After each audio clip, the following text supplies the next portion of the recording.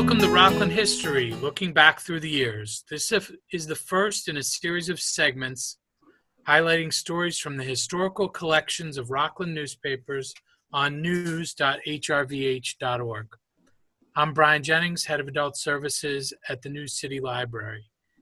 In each episode, we will highlight a story or some of the happenings in Rockland history through the lens of the old newspapers and bringing in additional sources and insight.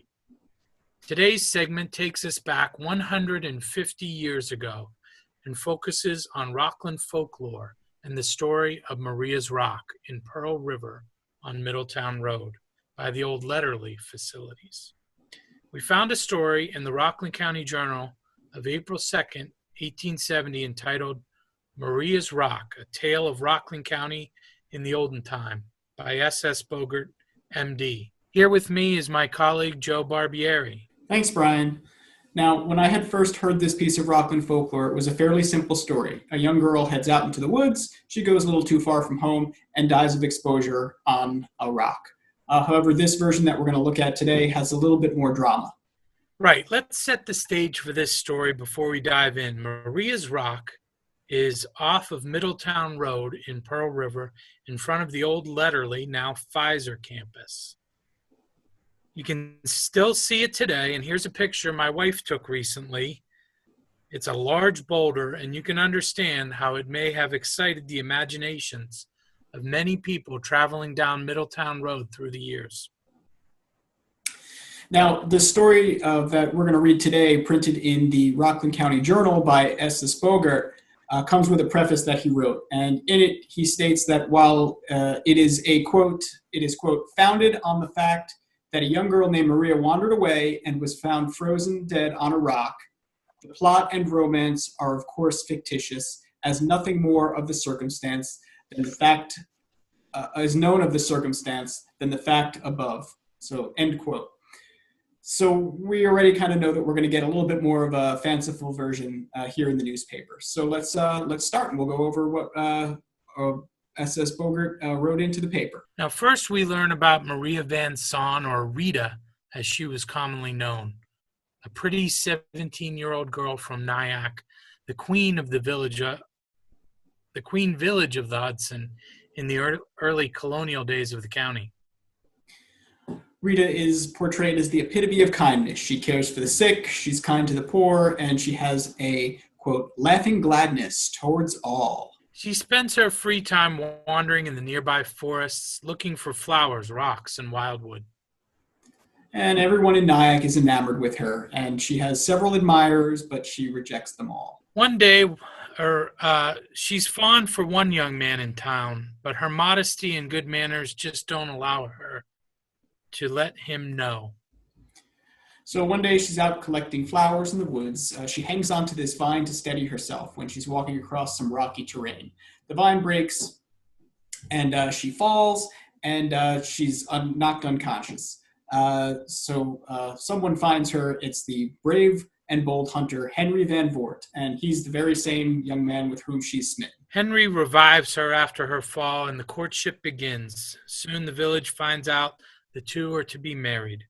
But then there's a wrinkle in the story. Nonoma, a Native American who often visits Nyack, is introduced, and we find out that he has also been enchanted by Rita. Nonoma, along with other Native Americans, are known to visit Nyack, and unless stimulated by the ardent firewater, the sale of which is prohibited to natives, they cause no trouble. Nonoma is said to be treated with cordiality and respected when he visits Nyack. On the night before her wedding, Rita goes out into the December cold to spend one last evening amongst the scenery that she loves. And of course, Nonoma appears, and he starts asking her why she's in the woods and why she's looking so sad. Rita replies that she's sad because my home will be in my husband's dwelling and not upon a mountaintop.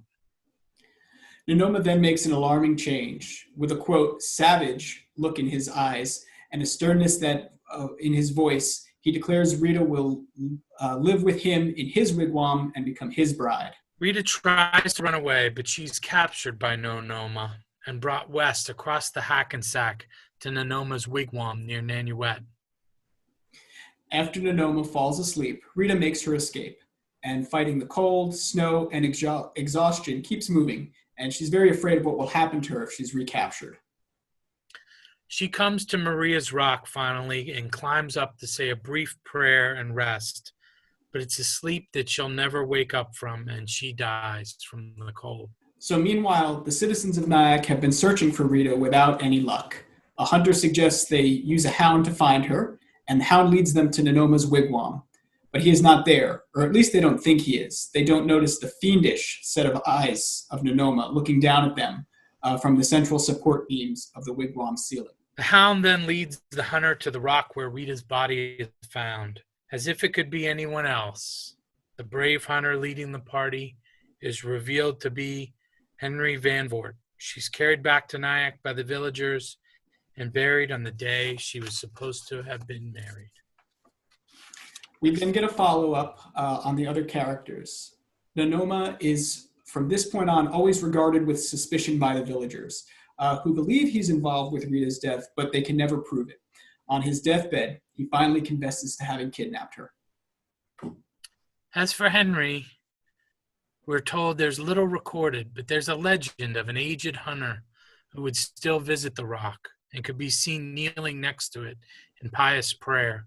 On his last visit as an elderly man, he dies upon the rock as well. And Bogart leaves us with the final thought that on a cold and snowy December day, we may see the apparitions of Rita and Henry moving on to the west, but only for a moment, and then they'll dissolve as quickly in the air as they appeared. And that's the story as told by Bogart in the Rockland County Journal 150 years ago. There are several things that make this rendition of the story interesting. I think the first thing is the idea of the domestication of Rita. It's when she's unmarried, her virtues that are recognized in the community are kindness and charity. She's able to spend her free time roaming the woods and enjoying nature. But after she is to be married, it seems like she'll live a more sheltered life within her husband's dwelling. It tells us a lot about the ideals of society held at the time of the writing. She'll be married and settled, no longer free and wild. I think the other interesting aspect of the story is how the Native American Nanoma is treated. He's usually respected when visiting Nyack, but still subtly identified as an other and not part of civilized or settled society. Approaching Rita in the woods, he invites her to live in his wigwam in the wild and never leave nature. He then quickly turns and literally gets a, quote, savage look in his eyes, and then kidnaps her when it's apparent she's uncomfortable with his proposal to leave Nyack behind. Yeah, I think this version of the story tells us a lot about what society valued at that time, and as life was becoming more domesticated,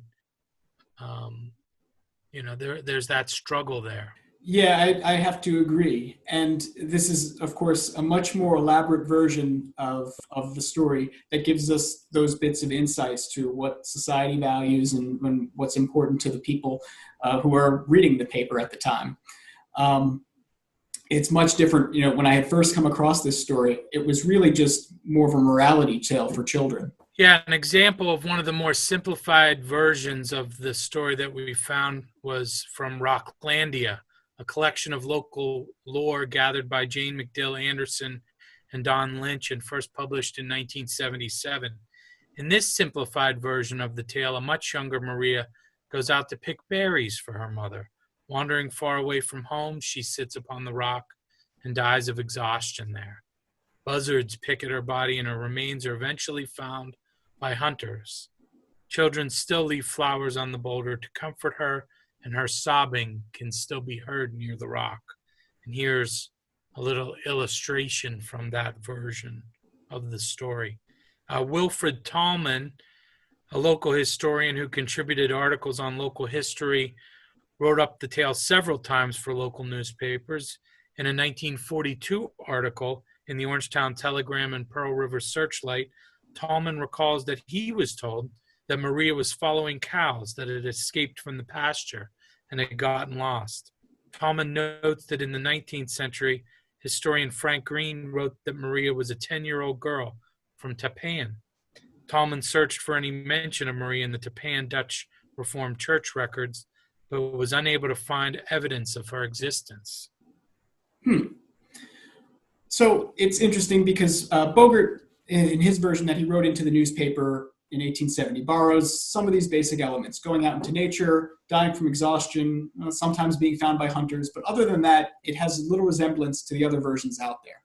I always thought this story was first just meant to be an entertaining tale while you pass by this monument on the road, and partially a warning for kids. It's kind of a, hey, don't wander out too far from home or you'll wind up like Maria, who died out there on that rock. So this version that we've gotten in the newspaper is much more of a romanticized telling.